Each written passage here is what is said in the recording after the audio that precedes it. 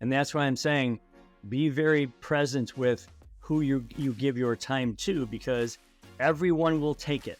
It's almost like if you had $24, you hand all those $24 out, none of them come back to you, right? They will all be gone if you're not careful.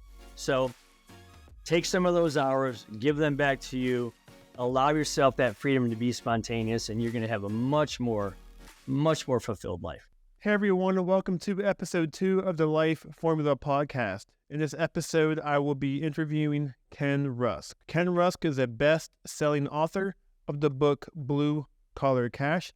I highly recommend picking this one up. The Amazon link to the book will be in the description below. Ken is also an entrepreneur and blue-collar advocate who proves there is no degree needed for comfort, peace, and freedom. Ken Rusk specializes in mentoring and has coached hundreds of young people in areas such as short, mid, and long-term goal setting, life visualization, career paths, and sound financial planning.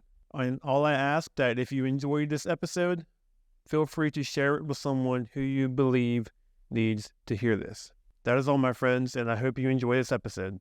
Ken, how are you? I'm great, Shaun. Thanks for having me. I really appreciate it. Now, Ken is someone who I've had the pleasure of meeting a couple of times within this past year, and I could definitely tell you that he has definitely changed my life and opened my mind to new areas about how to think, how to become a better entrepreneur, how to think in terms of success, how to have a better vision for my life, and I'm super excited.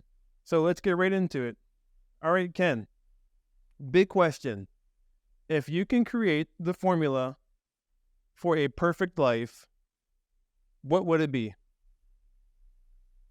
Well, I think it's a relatively simple process that every one of us has the ability to do, and it's free, and you need no training whatsoever, and it uses a part of your brain that most people probably aren't currently used to using, because we typically live reactionary lives. And what I mean by that is there's a stimulus that happens to us and we react to it, whether it's going outside in the cold weather. Oh, I got to put a jacket on, or it's, I'm hungry, so I need to go eat something, or, someone injures us mentally or physically and we need to react to that.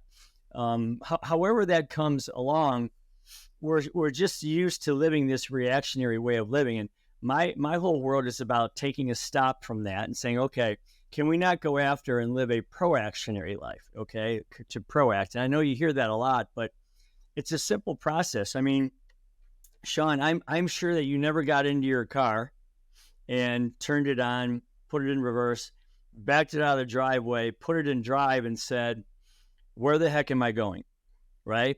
You always have this idea of where you're going to go. In fact, you've been thinking about where you're going all morning as you were getting your morning coffee, as you were getting ready, as you were getting dressed, as you're, getting ready to go out on the day. You're thinking about this destination you're going to, and a lot of things come into play, like pictures and visions and thoughts and feelings and colors and all those types of things, sights and sounds and smells. And I look at it this way: if that's the case with doing a simple thing like driving your car, then why aren't we in a proactionary way, looking at what we want our life to, in fact, look like itself? So I always think, well, let's not wait for life to happen to us. Let's happen to life, because that's truly how we're supposed to walk this world. So my simple formula is see it, document it in a super colorful, vivid, clarifying way. Keep that in front of you in all aspects of your life, and then just anticipate those things coming in your life along the path of completing them. Yeah, that's amazing. So to summarize it all is just this whole idea of vision. And I know you have a really cool way of creating vision in your life. I know you use a tool called a crayon and some paper. Can you explain to everyone the whole process and what that looks like? The reason that I use crayons specifically is because the last time you held a crayon in your hand, you were probably 5 years old. You had no stress in your life, maybe other than a nagging older sister or something. You were probably at your most creative point of your life, where someone said, here's a blank slate. Here's a piece of paper or cardboard or poster board or whatever. And I want you to draw a sunset with your crayons, or I want you to draw a rocket, or I want you to draw a horse, or I want you to draw a circus, or I want you to draw a family picnic. What would it look like? And so I encourage people to get back to their childhood, because when you open a box of crayons, you typically go, okay, I'm turning the world off right now. I'm turning off all of my stressors, all of my job and the bills and relationships and, all that stuff. And I'm holding these crayons in my hand like I did many years ago. I have this blank slate in front of me, and now I just start to draw. And I get all those pictures and visions out of my head and down on paper. And why is this so important to do that? Well, I think that a thought running around your head is just a hope or a dream or a wish. When you start putting it down on paper, you're starting to document where this hope, dream, or wish is starting to go. Where is it going to be in your life? How is it going to get there? And so I believe, you always hear about vision boards, but nobody ever explains why they're so important. Well, there's actually a science to this, and that is that scientists have looked at this and said, the more you see something, the more the neurotransmitters that vision this in your mind, the more they start to increase in frequency and speed, to the point where if you see something that you want or desire long enough, your body and your brain actually gets into this mode of thinking it actually owns it already. And it pushes your involuntary side, your subconscious side, to act and talk and create and go after that very thing. So, a vision that you have for your life, seen often enough, is almost certainly achieved. And again, Shaun, this is such an easy thing to do. It's free. It requires no advanced training whatsoever. Anybody can do it. And it's really what makes guys like Elon Musk and Bill Gates and Steve Jobs, it makes them the special people that they are, because they are constantly using this huge visionary side of their brain. They're constantly exploring what could be, and by thinking about pictures and visions and whatnot, and then putting them into potential plans. And we can all do that. I mean, I'm not saying we're all going to go out and build billion-dollar companies, but we sure as heck can go out and build the life that we want for ourselves. That's for sure. Would you recommend focusing on one thing at a time? For example, let's say I want to be a billionaire, or I want to build $1 billion business. Or should I spread out the vision to affect all areas of my life, such as health, spirituality, your mental health? What's your thoughts on that? Well, that's a great question. So what you just described is an if-then. Okay, if I get this, then I can move on to the next thing. Okay, and then if I get that thing, I can move on to the next thing. That to me is, in my opinion, and I don't have any formal training. I certainly don't have any list of letters after my name. Okay. I think you need to see the whole picture of what you want your life to look like and then go after it. I think you need to draw on this huge poster board what your favorite mode of transportation might be, and what your ultimate dream home would look like, and what your favorite pet might be. Dog, cat, what color, what would you name it? What kind, what would your spiritual moment be? Like, where do you find peace? What would your hobby be? What would your sport be? What would your vacations look like? Okay. Taking a look at the whole person, because understand this, we need to have all of our buckets filling equally at the same time. Now, some are going to take longer than others. Certainly saving for a house is a lot longer than saving for a car, which is longer than saving for a pet or something. But having that vision for what we want our life to look like is what I call my own personal comfort, peace, and freedom. And that's what I write about in the book, is finding your comfort, peace, and freedom that's truly your own, truly unique to you, and not at the behest of society or societal expectations or norms. We're not all going to be rap stars. We're not all going to be influencers. We're not all going to be chasing after McMansions and 15 cars and mega yachts. I mean, if you want to do that, fine. If you're living to make that happen, absolutely go after it. But I think a lot of people have a vision for what they want their life to look like, and they say to themselves, man, if I could capture that particular nirvana, that comfort, peace, and freedom state that I talk about a lot, I think I'd have, I think I'd have life licked. And that should be our goal, to achieve a state of mental freedom like that. You said three powerful words there. You said the words comfort, peace, and freedom. And those in the audience who are watching this or listening to this, Ken has a podcast called Comfort, Peace, and Freedom. And it is also a big component in his book, Blue Collar Cash, which I highly, highly recommend. The book is amazing. It is for everyone. I highly recommend it. So be sure to go pick it up. So let's go back to comfort, peace, and freedom. I would like to define what comfort, peace, and freedom is, and then how you can attain that in your life. So we're starting off with comfort. What is your definition of comfort? Well, if you look it up in a dictionary, it's that which makes you feel at peace, or that makes you feel good, or it makes you feel in a sense of state of calm or whatever. And you could easily relate that to, your favorite sweats, or your favorite pair of jeans, or your favorite blanket, or your couch, or some place. I think of comfort a little further than that. I think of, where can I get to a point where I'm comfortable with who I am, with how I present myself to the world? Am I comfortable with myself in my own skin? Am I comfortable with how others see me? Am I comfortable with how I visualize the world, and how I am non-judgmental? And can I just look in the mirror and go, okay, I'm healthy, I'm relatively stress-free, I'm doing great things from a financial standpoint, I have a plan for my future, and because of all these things, then I'm thinking and seeing, I'm definitely comfortable with who Ken Rusk is at any one moment. And, I think sometimes we forget to do that. We tend to beat up on ourselves more than we should. We tend to see the negatives and not the positives.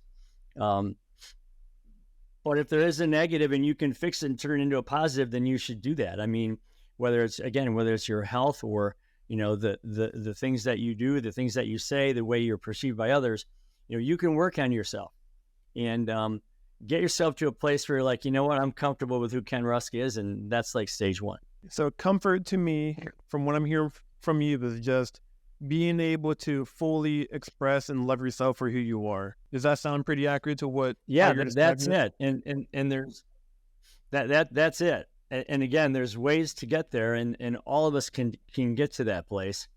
And some people have different journeys and different pathways to getting there. But again, I think it's the mirror test. I think when you walk up into a mirror, and it's not necessarily what you look like, it's just your whole persona, who you are as a person. What would others say about you? Okay, what would others say about who you are, and how you react with them? Do you leave a chance meeting with someone, do you leave them better off than when they got there? Right? It's a great way to measure that. So yeah, just an overall sense of comfort. That's one of the trifectas in my book. That's for sure. So comfort zone is definitely a big topic in this whole self-improvement space right now. And from your definition of comfort, so do you believe that striving for more discomfort, pushing out of your comfort zone earlier in your life, will help you achieve comfort throughout? It's kind of like the whole idea of the sacrifice today for a better tomorrow, and for the next week and the next weekend. Do you think that when you are young, maybe 18 to 23 to 30, I mean, young is a really relative term to however you describe it, but so is it necessary to get out of your comfort zone in order to bring in more comfort, if that makes sense? Yeah. I think challenging yourself is a part of being. I think challenging yourself to learn new things, or to maybe speak in front of other people, or to work on your physical strength and your physical health, working on your stress loads, that can be work to get to that place. So yeah, getting uncomfortable to find a place that you eventually become who you want to be. Love that. I'm with it all day long. I'm just saying, let's find out what comfort looks like to you, and then take the steps to getting there, even if those steps are challenging and difficult. so many people have said, I'm finally living the way I want to live. I'm finally comfortable with who I am. Well, finally means they've been struggling at it for a while, right? And it doesn't matter to me, if it's easy or if it's mid range or if it's difficult. Seeing who that person is and then going after it is what's important in the end. Awesome. So that was comfort. And now we're moving on to the second part of the equation, which is peace. Now, in your definition or your own idea, what is peace? Well, again, if you look at a very simple definition, peace could be the lack of war, okay? Peace could be when a nation is at rest and it's not, being attacked or attacking someone else, right? So that's a simple definition. When I think of peace, I think of where am I going and what am I doing to achieve a state of restful, where my brain is resting. Because again, we have so much stimulus coming at us on a constant basis, Shaun. You've got social media and you've got, the phone is buzzing on your hip all day long, and you have lights and sounds and, advertisers coming at you with all these different new stimulus, okay, ways to get your money. So where do you go to shut all that off? Like sometimes when you take your phone and it's been on for weeks and then you just turn the thing completely off, okay, you feel like almost a sense of relief because you're like, okay, I'm just zoning that out of my life. So when I think of peace, I think of lack of stress. I think of actively eliminating stresses.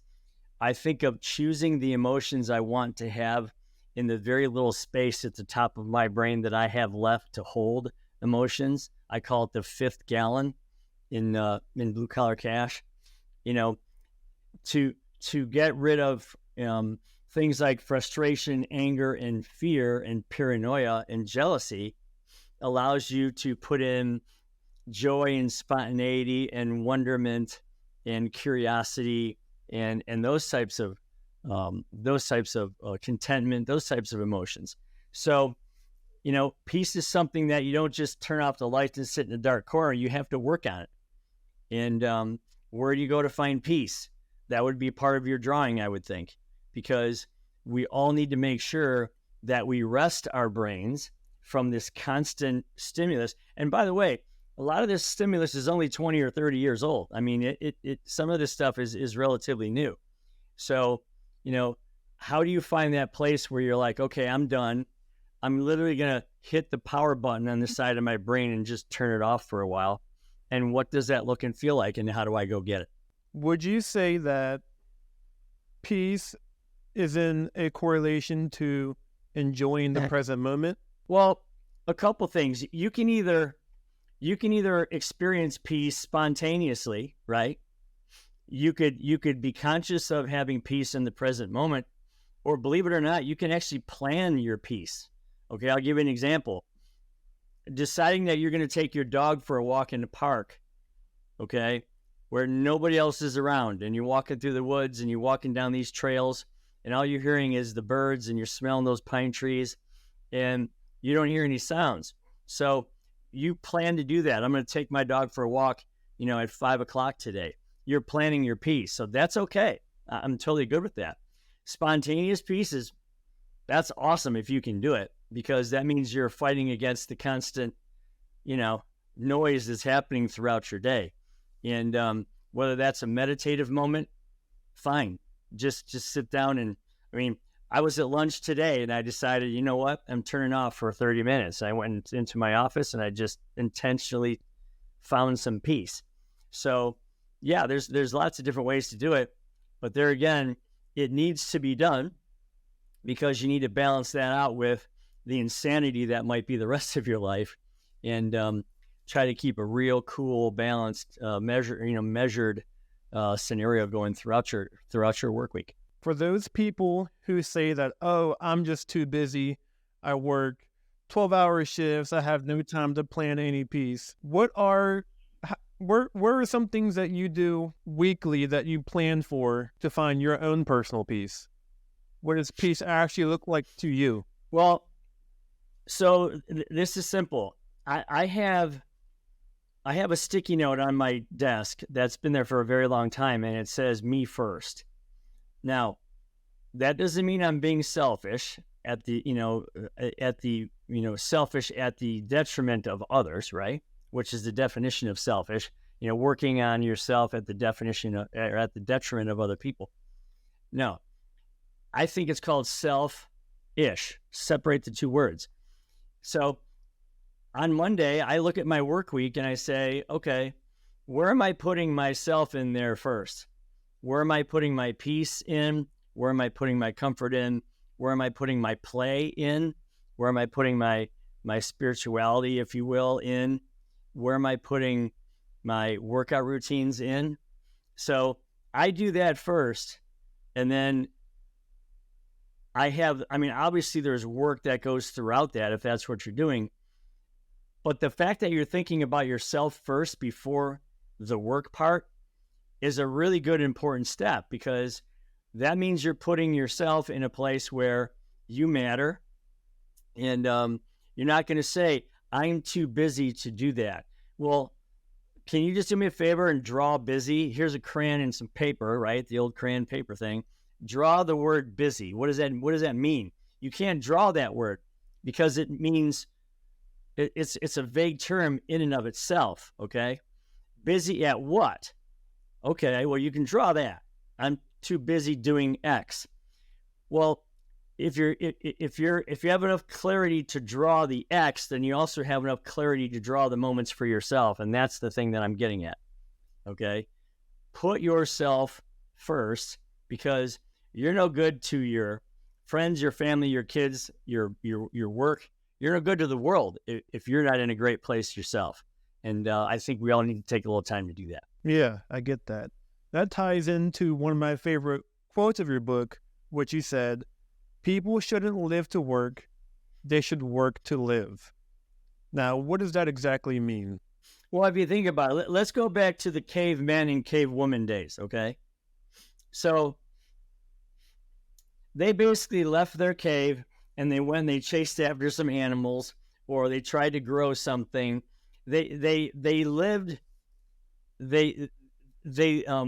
worked throughout the day so that they could survive, right? They worked so that they could in fact live, whatever living was like back then. Simple analogy, I get it. But so many people, they surround their lives around their work as if that's the mainstay. So when someone says, living to work versus working to live, I think you work on a daily basis. You create things, you build things, you make things. I think you do all that so that you can in fact live. Well, what's the live look like? I mean, let's get to that piece. I want to know what that looks like first, because there's a million ways to get to that once you have a clear picture of what it is, right? So don't necessarily define yourself by your career. I mean, Shaun, no one's ever rolled up into my driveway and saw all the things that I've accomplished, okay, in my house, my yard, the things that I have, whatever, and said, wow, what's your degree, or what do you do for, I mean, you know what I'm saying? They all like, well, man, how did you grind this life out? This is awesome. It looks like such a great place to be. It looks like it's so peaceful. It looks like it's so energetic, and it's so, comfortable. That's the thing I'm kind of saying. So I don't necessarily think sometimes, people disagree with me on this a lot, but as long as you're getting to that place that you drew, there's a million ways to get there. And getting there, I think, is all of it. So I would rather say I'm going to work to live rather than live to work. Awesome. And you just mentioned that there are a lot of different paths to get to that space. And you are a big blue collar guy, of course, but you're also not anti-college. What are some paths that you can take to get to that lifestyle? Well, first off, I'm a big believer in supply and demand. Okay. And I also believe that you should do what everybody else isn't willing to do, because that's where the money usually is, right? It's just where where there's fewer and fewer people doing it, there's more and more demand for it, and that's where the money goes. So I look at it this way. I'm not anti-college. I mean, if you want to operate on my shoulder, Shaun, so that I can get back out on the golf course, I want you to know everything there is to know about a knife before you pick it up and come at me with it, right? So same thing goes with being a teacher or an engineer or an architect or, a financial person, whatever. You need to know that stuff. But it has never been true that college is the only way to success. Never been true. It isn't true now. Hasn't been true in the past. Sure as heck isn't going to be true in the future based on what our economy is going through right now. So there's college is a way. There's the military is a great way to build a career for yourself, learn amazing skills, see the world, and retire very early with an awesome pension, okay? And then go get another job and double dip all you want, right? There's tech schools and trade schools. There's apprenticeships. There's just jumping right into the workforce. And, it just amazes me that somehow we've come to this place where I got to send my kid to college. Well, no, you don't. I mean, by the time you get up out of bed this morning, Shaun, put your feet on the floor and go to wherever you're going, your work, your office, your school, whatever, you're still walking across thousands of blue-collar jobs that are super highly lucrative and that can make you a very, very good living without going through 4 years of college and having all that debt pile up and everything else. So I'm not saying college is bad. If you're going to college for a specific reason, to get a specific job that's waiting for you at the end, and you're studying a specific thing, then do that. And if that's your passion, fine. I just think you need to look at, there's about 5 or 6 paths to getting where you need to go, and that is just one of those paths. Yeah, I completely agree with you, because I could speak on that for myself, as throughout high school, they really pushed going to college was the only way to become happy, to become rich and wealthy and have an impact on the world. Well, I went to college for 1 semester.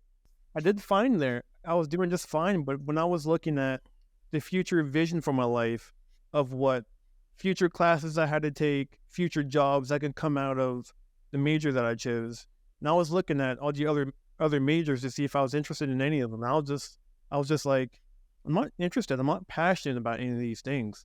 So I went to college for 1 semester, realized it wasn't for me, and I dropped out.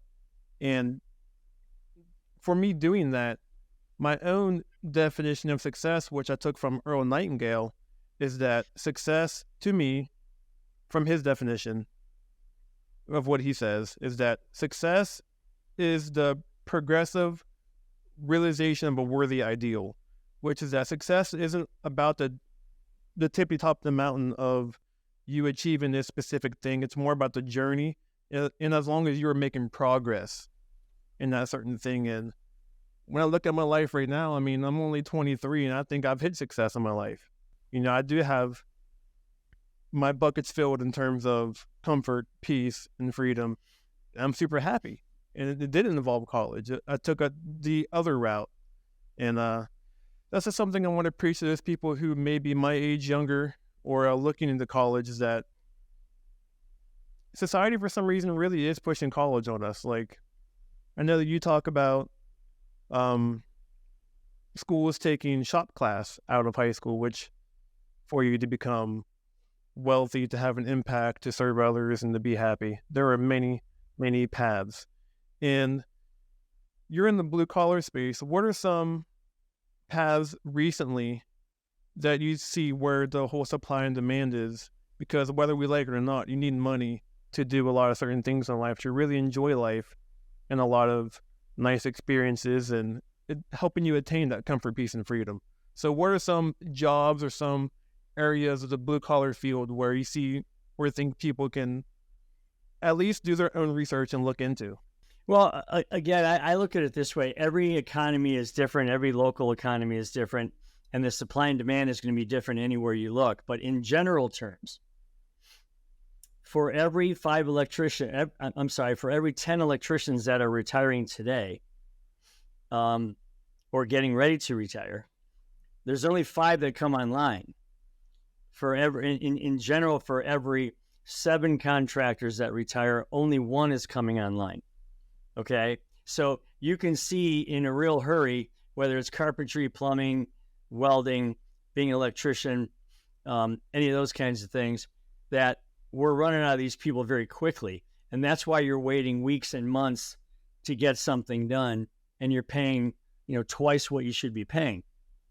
So I just look at your local economy, see what is, relatively meeting the demand, see what's falling way behind the demand, and see how you can fit into some of those things. Because, your goal may be to start out as a plumber, but then you own your own plumbing company.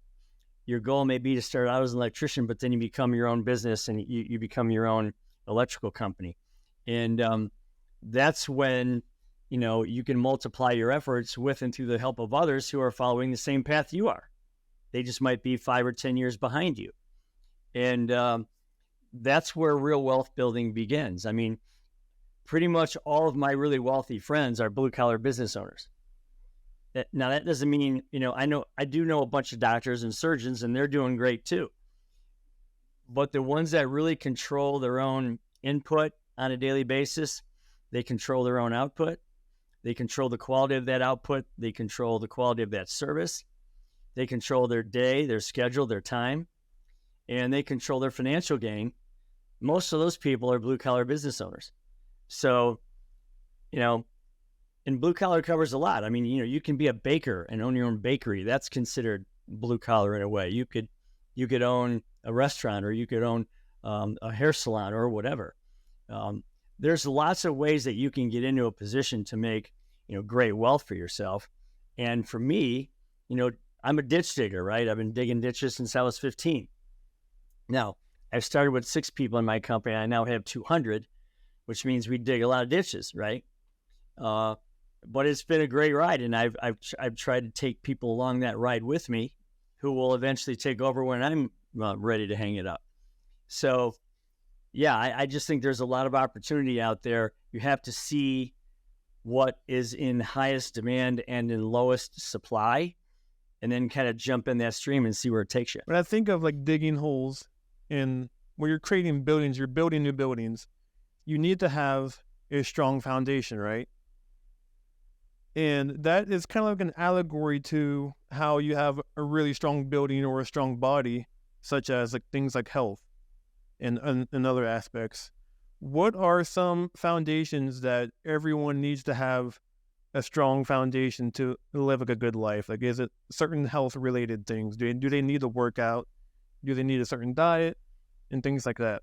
Well, I guess the easiest way to determine, right, to answer that question is just to take, what is the definition of an entrepreneur? Okay.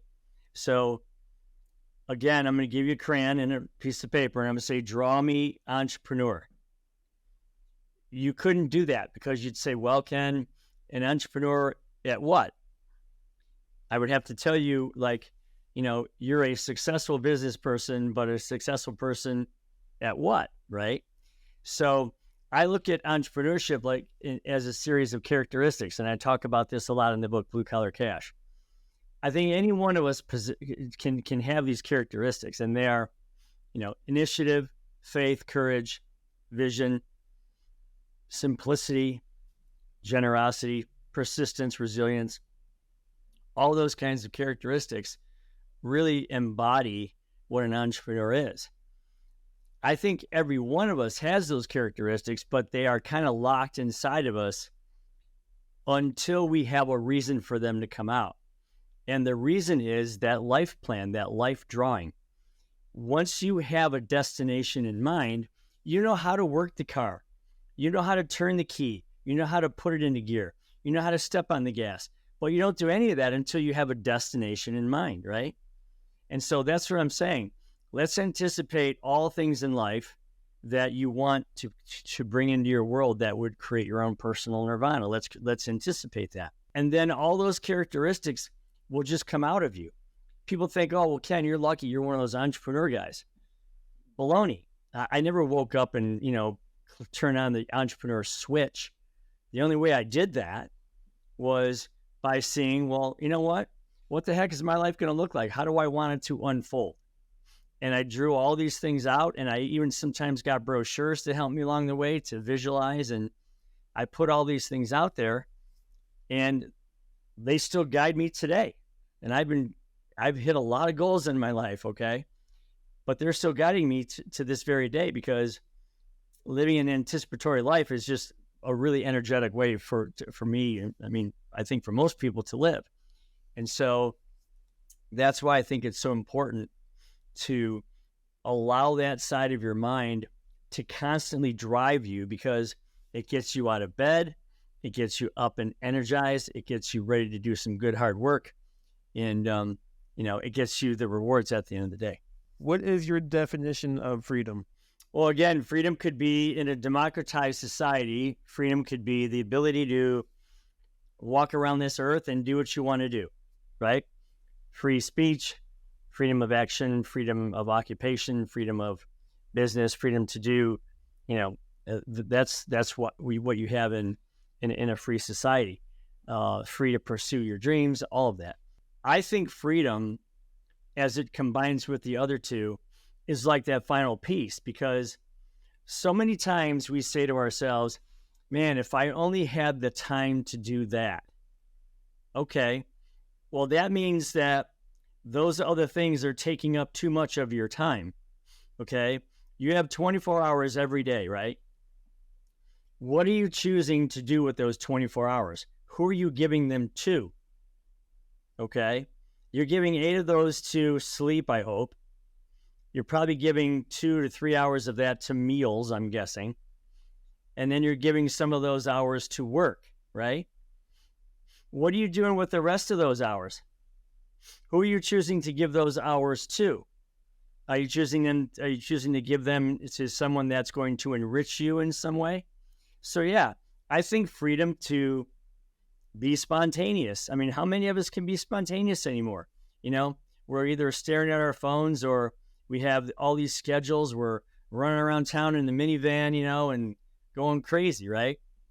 No, I think you create that freedom of time for yourself. And every one of us can learn this lesson. So freedom to me is the ability to say, you know what, I'm going to call my mother up and take her to lunch. Now, I can't do that because she lives in Florida, but, the freedom to maybe give her a call, or the freedom to take the dog for a walk, or the freedom to tell someone you're thinking about them, or the freedom to just go out and wash your car, or, do some things that are just, stuff where you just connect with you. To be able to have the freedom to do those kinds of things requires that you leave space for that. And that's why I'm saying be very present with who you give your time to, because everyone will take it. It's almost like if you had $24, you hand all those $24 out, none of them come back to you, right? They will all be gone if you're not careful. So take some of those hours, give them back to you, allow yourself that freedom to be spontaneous, and you're going to have a much more fulfilled life. When I think of business titans, like, guys like Richard Branson, he always seems like he could balance work and life and play.